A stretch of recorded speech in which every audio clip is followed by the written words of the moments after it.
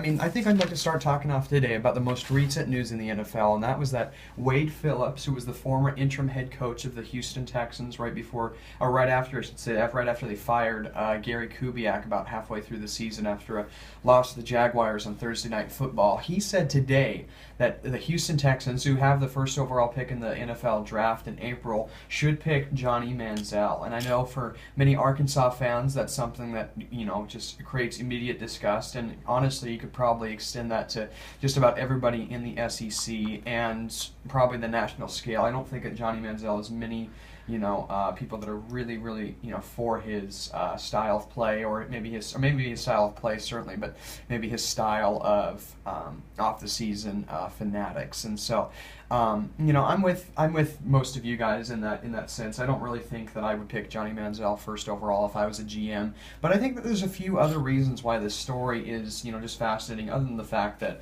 you probably don't want Manziel to be your starting quarterback for the clear and obvious reasons. The first thing is that makes this story interesting is that it almost seems as if Wade Phillips really thinks that he has a say in the Texans organization, which is strange because he was an interim head coach.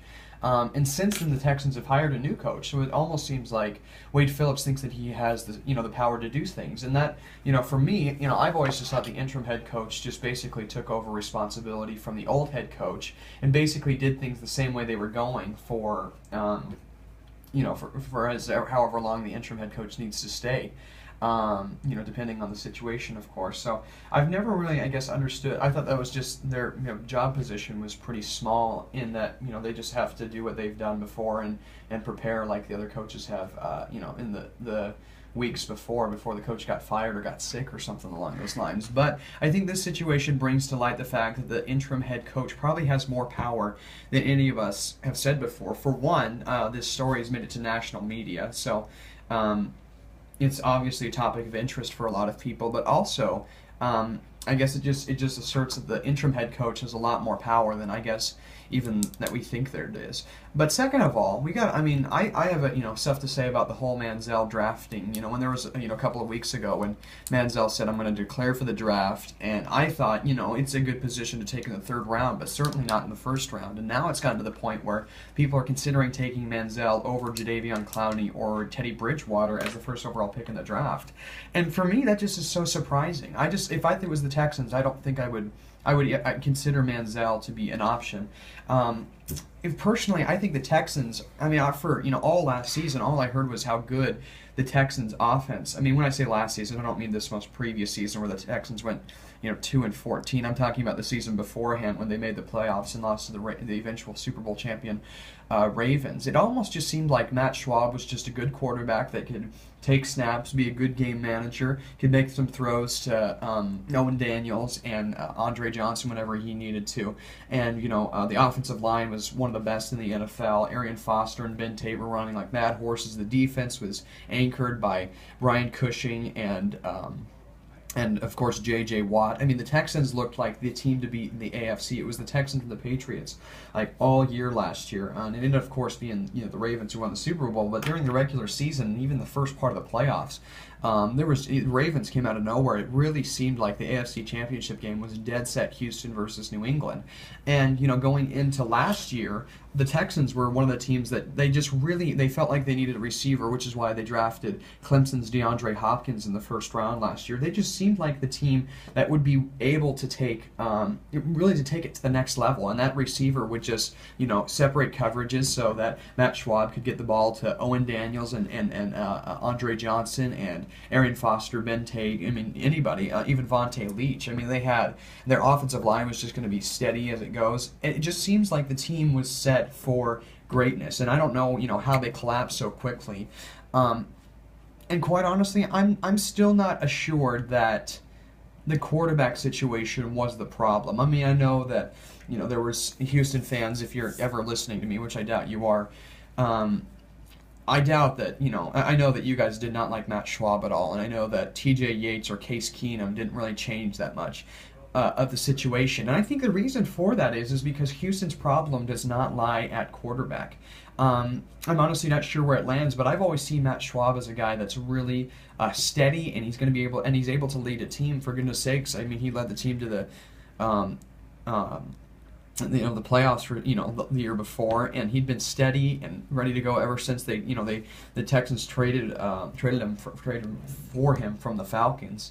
I just don't think he's the problem. I see him as the I guess the phenotype of steady quarterback play. And I know that's probably not exactly what people are thinking, but I just think that that's the case. I don't think that, drafting a quarterback like Johnny Manziel, who, just from his on-the-field antics could pretty much do whatever he wanted with, SEC defenders in college. I don't think that the run-and-gun style is really what the Houston Texans are looking for. I think that their offensive stability comes from the strong offensive line play and the good running by Arian Foster and Ben Tate. Even though I don't think it's Ben Tate and Arian Foster that are really doing it, I think their steady offensive line play has helped the Houston Texans to be the quarterback, be a team that was their offense was revered, and their rushing attack in particular was revered amongst other peers in the NFL. I think that their strength lies along the offensive line, and I don't think that drafting a high-profile athlete who has obviously some concerns, off the field as well. I don't think that that's something that you'd necessarily want to bring into your organization.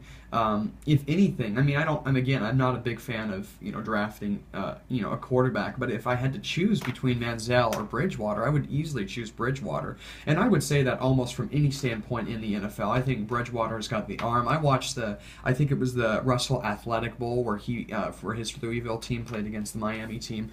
My brother and I could not believe how good he looked in that game. And I know it was against a subpar Miami team that couldn't do anything in the, incredibly weak ACC this year, of course, with exception to the national champion FSU Seminoles. But the team, it looked so incredibly weak. I mean, Clemson got destroyed. Miami was a bad team. Virginia Tech wasn't a good team.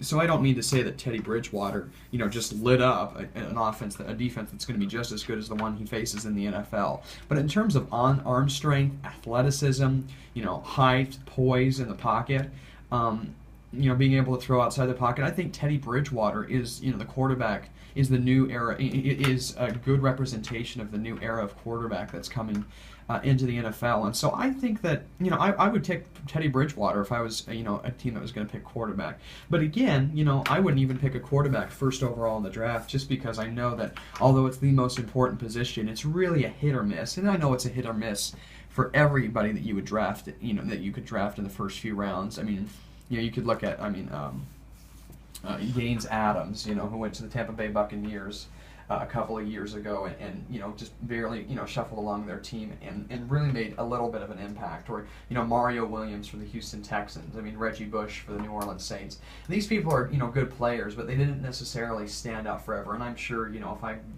I'm thinking off the top of my head from recent events, but, you could look towards all sorts of people that were busts that were in the first 5 picks or even the first overall pick in the draft that weren't a quarterback that were a bust. But I think more often than not, when I think about busts in the NFL, I think about quarterback play. And you think about Ryan Leaf and Jamarcus Russell, Tim Couch, pretty much every quarterback other than John Elway, Jim Kelly, and Dan Marino in the 1983 draft that saw 6 quarterbacks drafted. Like Todd Blackledge, and et cetera, et cetera. You name. I'm sure that